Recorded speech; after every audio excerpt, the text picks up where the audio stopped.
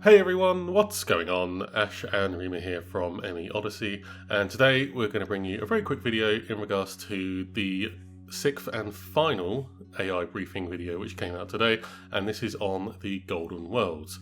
Now, there's not a lot of information on the Golden Worlds themselves, it just gives you basically why they're important to the initiative in terms of mineral gathering and things like that. But there are a few important bits of information as well, some regarding the Quarians, but we'll get to that a little bit later. So firstly, we both made notes and Rima is going to go through them as usual bit by bit, and we're going to discuss them as we go along. So Rima. First of all, we're going to preface that there's like a typo in the video that we think is a typo. Yes. Pretty sure it's a typo. They've spelled Helios differently in like the information part and the natural the video.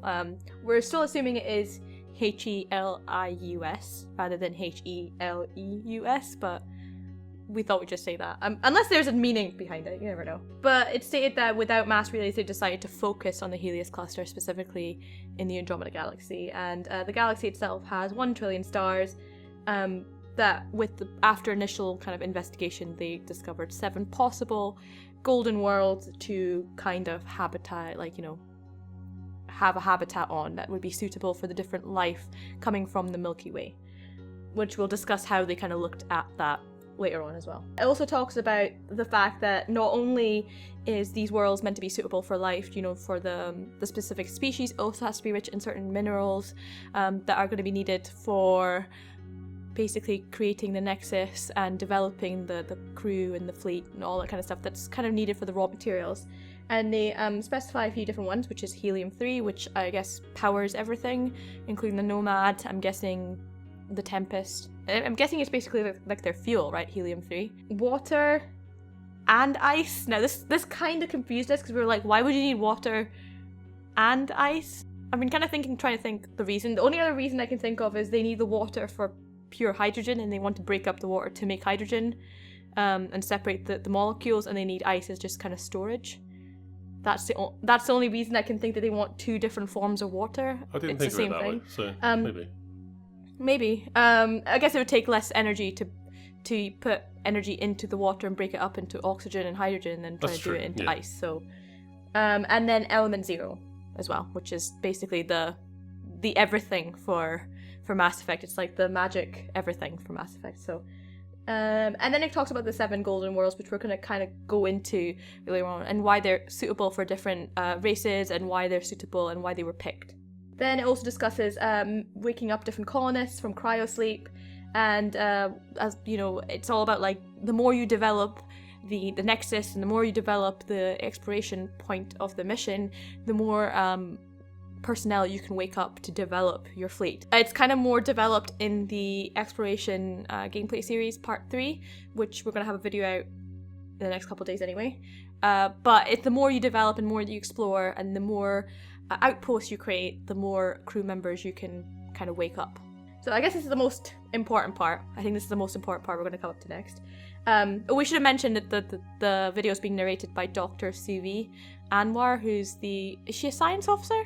Well, when I saw her when I played, she was actually sitting in the co-pilot's chair on Tempest. So she's assigned to Tempest, but she is a science officer as well. Yeah, because she seems, as we know about her, she's fairly religious, but she's also got a huge interest in science, and she is talking about the exploration and the habitat. So it makes me think that she's kind of involved in the more scientific part of the crew rather than the military.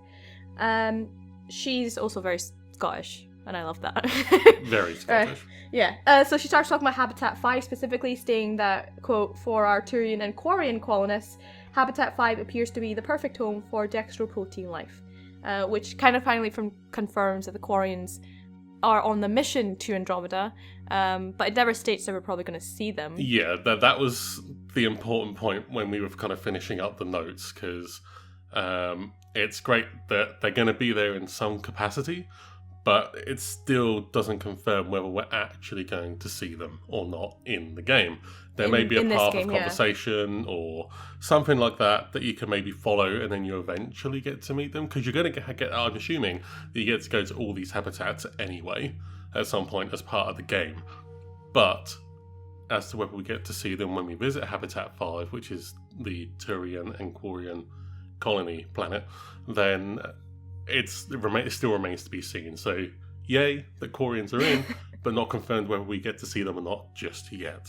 So it does seem like the Quarians are quite important to the Andromeda Initiative mission. It stated that in the tiny writing that's really difficult to read, that before they kind of picked their planets, they had got information from the Asari regarding astronomical data that they put into predictive simulations to figure out which would be the best planets to go to.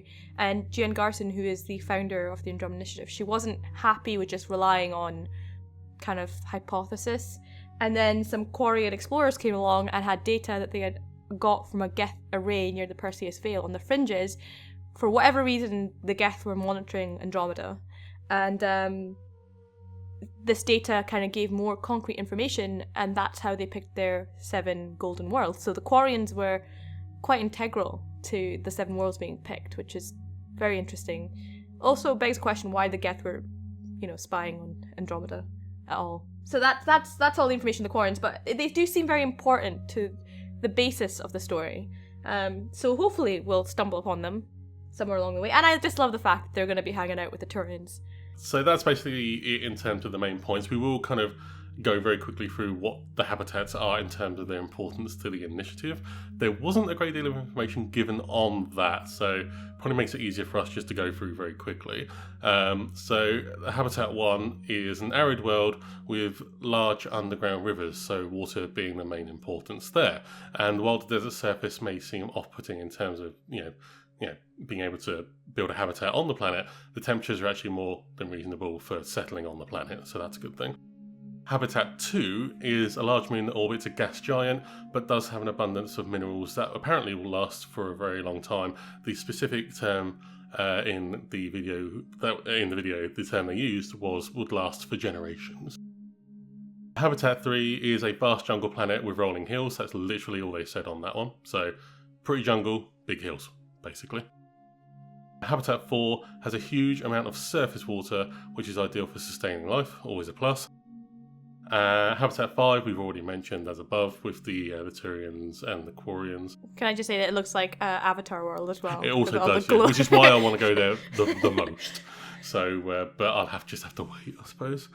Habitat 6 has wide oceans and a good climate, again good for being able to being able to build a settlement on a planet.